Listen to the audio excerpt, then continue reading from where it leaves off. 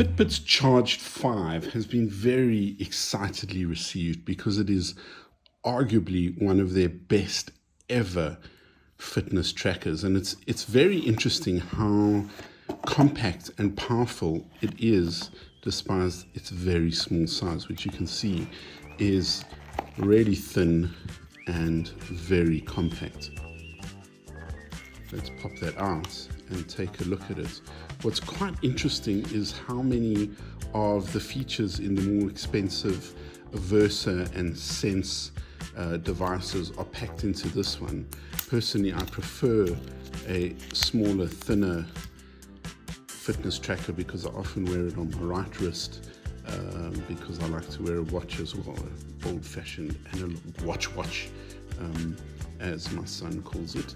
So this is really nice and compact, very powerful. It tracks not only your steps, your sleep.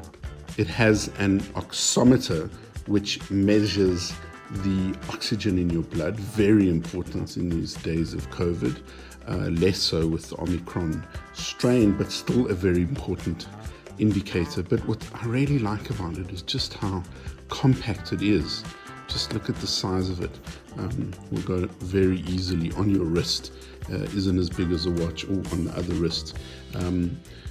First impressions, I'm very keen to see what you can do with this daily readiness score, which is something that Fitbit has introduced, which uses all of the sensor and data that it picks up from you while you're sleeping and uses that information to tell you how ready you are to do exercise or what kind of exercise. It'll suggest yoga or a light run if you're a heavy exerciser. I think in one case it's just going to go, everybody knows you're not a morning person, just go back to bed. But no monitor ever seems to tell you that, does it? So this is the Fitbit Charge 5, a really luxurious looking, very premium quality fitness tracker that promises all the things its bigger siblings can do in the size of a much more compact frame.